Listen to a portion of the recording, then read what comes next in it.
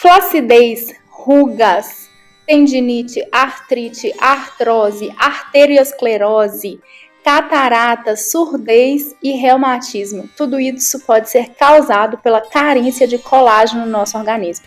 E muitas pessoas têm a dúvida de se deve ou não suplementar colágeno. E se sim, quando começar essa suplementação? Qual o melhor colágeno para tomar? Que horário devo tomar esse colágeno? Bom, se você tem essa dúvida, quer saber todas as respostas dessas perguntas, nos acompanhe que iremos esclarecer cada uma delas aqui. Bom, vamos começar falando que o colágeno é uma proteína de origem animal e é indispensável para o nosso corpo, para o nosso organismo. Corresponde a 30% de todas as proteínas que formam o nosso corpo. A gente encontra colágeno principalmente nos tecidos conjuntivos, como pele, osso, tendões, né? É encontrado também em dentes e em órgãos também nós encontramos colágeno. Encontramos colágenos nos músculos de alguns órgãos como o útero, fígado, rins, baço, tá? Então o colágeno ele é essencial. Pois bem, o colágeno ele é uma proteína, como eu disse, que o nosso corpo ele sintetiza, ele mesmo produz o colágeno que a gente precisa, a partir de, obviamente, vários aminoácidos, que são proteínas menores, né, que vão se unir entre si e formar essa estrutura de tríplice hélice que a gente está vendo aí na imagem. Então, por que é importante saber disso? Porque nós sintetizamos colágeno à medida que o nosso corpo precisa e utilizamos esses aminoácidos da dieta. Muitos deles são aminoácidos essenciais que a gente não produz. Então, a gente consegue sintetizar o colágeno a partir desses aminoácidos, mas a gente precisa ingerir esses aminoácidos. E uma vez produzido o colágeno, ele vai ser distribuído de acordo com a nossa necessidade e o nosso organismo, ele mesmo é que faz essa distribuição de colágeno para tudo aquilo que a gente necessita. Bom, e acontece que, a partir dos 25 anos de idade, nós começamos a reduzir essa síntese de colágeno. Nosso organismo, nosso corpo, ele vai perdendo a capacidade de sintetizar colágeno. Então, essa é a importância de saber em que momento devemos iniciar uma suplementação. O colágeno é uma molécula muito grande, como vocês estão vendo aí na tela. A imagem e é uma molécula grande, portanto, é muito difícil absorver o colágeno. Se a gente toma ele, por exemplo, via oral, para a gente conseguir absorver o colágeno na sua estrutura original é muito difícil, é muito complicado, a gente não consegue. Então, essa é a importância de saber que tipo de colágeno você está suplementando. Se é um colágeno inteiro, você está gastando o seu dinheiro à toa. Você não vai absorver colágeno no seu sistema digestivo, certo? Então, eles pegam o colágeno e vão diminuindo ele, né, na sua estrutura, desfazendo aí essa tríplice hélice, que é o que a gente chama de colágeno hidrolisado, que são esses que tem aqui, nessa imagem aqui, a gente vê um pedacinho de colágeno, tá? Esses são os colágenos hidrolisados. E quando é quebrado mais ainda, pega o colágeno hidrolisado e adiciona uma enzima que vai cortar esse colágeno que já está pequeno em tamanhos menores, a gente chama de peptídeos de colágeno, que tem ainda melhor absorção do que o colágeno hidrolisado. Então, se você tiver que suplementar, você vai sempre preferir um colágeno hidrolisado ou peptídeo de colágeno. Como eu falei para vocês, a gente vai quebrando esse colágeno para ele ser absorvido. Então, quando você ingere e ele é absorvido, ele já é absorvido nas suas formas ali menores, formas dos aminoácidos, certo? Então, a gente precisa refazer esse colágeno. E se você não tiver os cofatores que participam nessa síntese de colágeno, o colágeno ele precisa ser refeito depois dentro do seu organismo. Se não tiver esses cofatores, o colágeno não se formará, ainda que você tenha suplementado com colágeno hidrolisado ou peptídeo. Se você não tiver cofatores, ele não vai ser suficiente para se refazer dentro do seu organismo. Bom, nós temos o colágeno, como eu falei, o hidrolisado, né, que é um colágeno que vai ali, que é rico em aminoácidos, glicina, arginina, né, que são os aminoácidos importantes para poder sintetizar colágeno no nosso organismo. Depois nós temos o famoso colágeno tipo 1, que é o que vocês estão vendo aí na foto. A gente tem principalmente colágeno tipo 1 na pele, na unha, no cabelo, tá?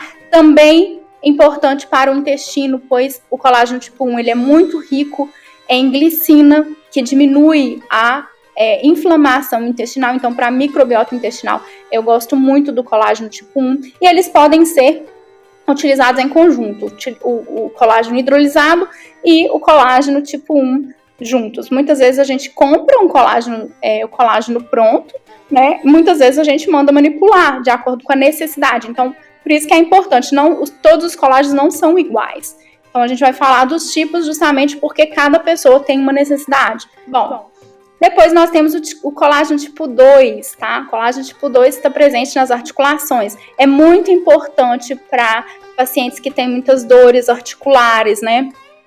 Artrite, tendinite, artrose, osteoporose, pacientes que têm fibromialgia, com muitas dores osteoarticulares, não é mesmo? Muita inflamação também nas articulações, nos tendões, não é mesmo?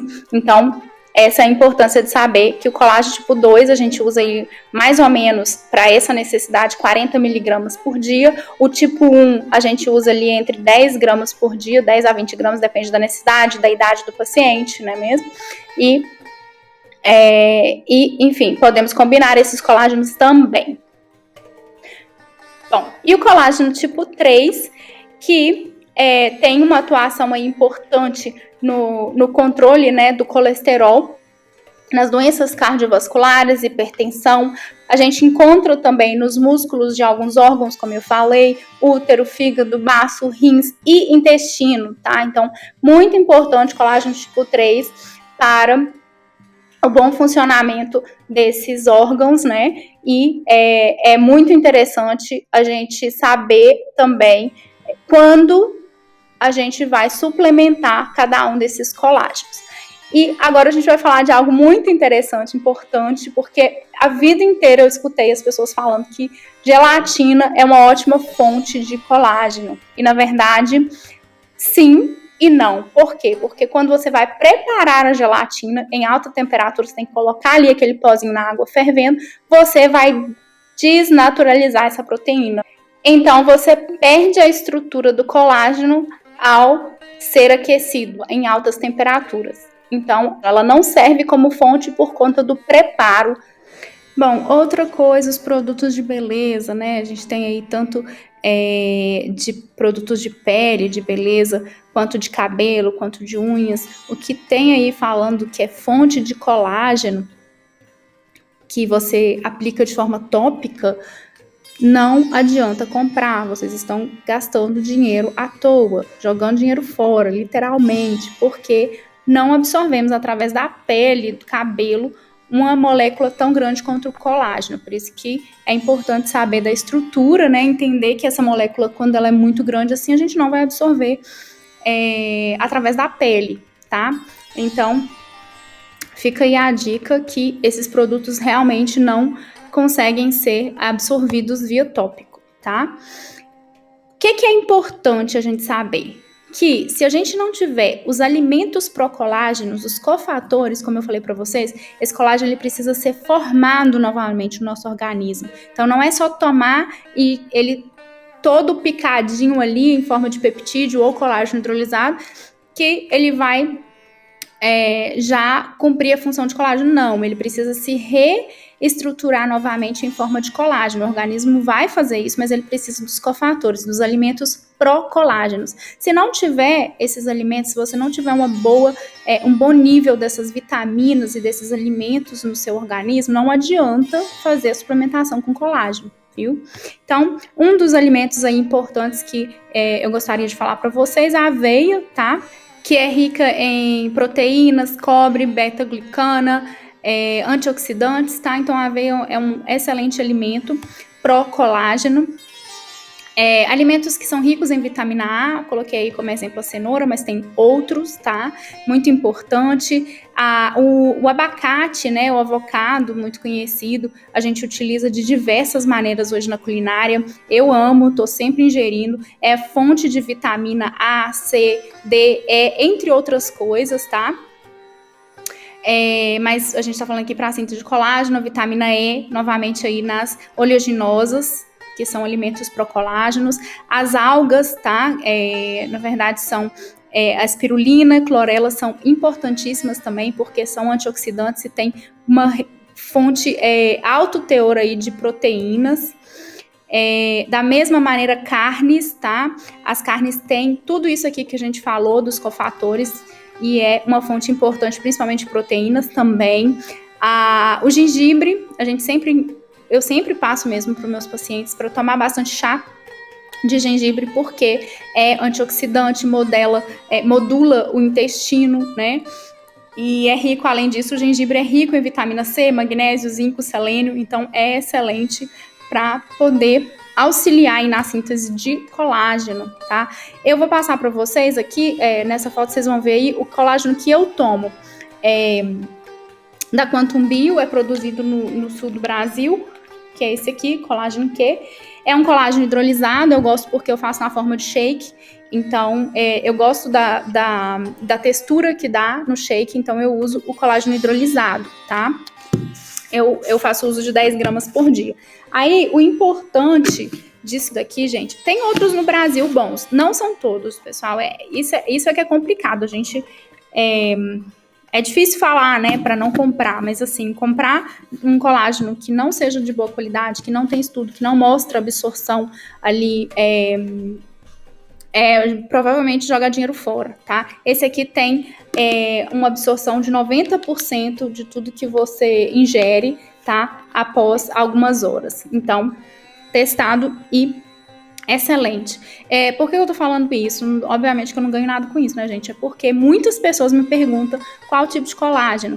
O que eu uso, o que eu confio é o da Quantum Bio. Eu sei que a Essentia também tem um muito bom. Inclusive, vou falar para vocês sobre pacientes que são... Você que é vegetariano ou vegano e que, como o colágeno é de proteína animal, muitas pessoas ficam sem poder suplementar.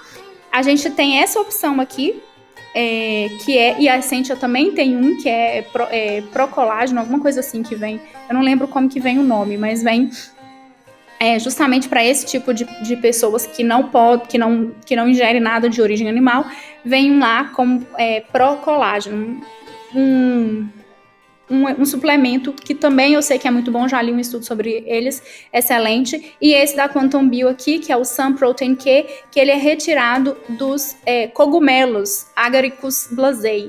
Excelente fonte de todos esses aminoácidos para a formação de colágeno e também para melhorar a imunidade. Então é excelente esse suplemento para quem realmente precisa suplementar. Então, resumindo aqui, não é para todas as pessoas, tem a idade certa de começar a suplementar, tem o tipo de colágeno certo, então a indicação ela é muito precisa, tá? E não se enganem, não comprem colágeno de marcas desconhecidas, colágeno muito barato, tudo isso a gente deve desconfiar, porque realmente para poder passar por todo esse processo para ser um colágeno hidrolisado ou um peptídeo de colágeno, não é um processo simples e barato. Então, colágeno muito barato, eu desconfio que não tenha boa absorção. Então, você vai estar tomando e provavelmente eliminando aí nas fezes e não absorvendo praticamente nada, tá?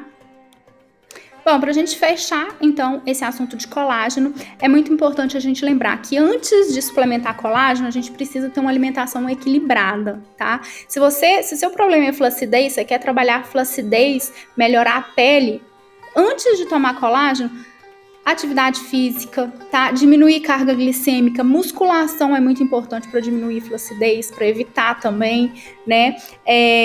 A quantidade de água que a pessoa está tomando por dia é muito importante. Então, ingerir a quantidade de água adequada, vitaminas, né? Alimentação equilibrada, com bastante vitamina. Isso é essencial. Caso contrário, você não vai conseguir formar colágeno, ainda que você esteja suplementando. Bom, outra coisa que é muito importante, se você quer aí ajudar o seu corpo a sintetizar colágeno, é tomar chás, principalmente aqueles que são antioxidantes. Como eu falei, o de gengibre é muito importante, o chá verde, de funcho, de anis estrelado, todos esses são excelentes chás antioxidantes e que auxilia aí na síntese de colágeno, tá? Bom, por último, nós vamos suplementar colágeno longe das refeições, tá? Você pode diluir ele tanto em água quanto em suco, ou então bater com uma fruta cítrica, porque a vitamina C, né, das frutas cítricas vai ajudar na absorção desse colágeno,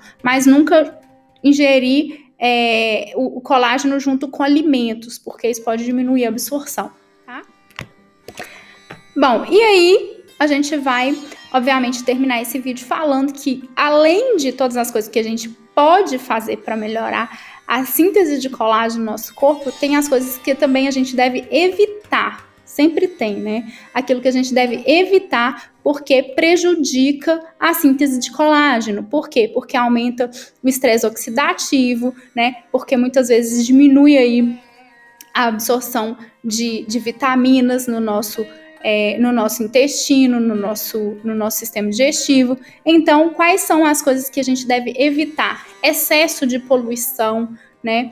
Tabagismo, alcoolismo, estresse e exposição excessiva ao sol, tá? Então é isso que eu queria falar para vocês. Um grande abraço, até a próxima.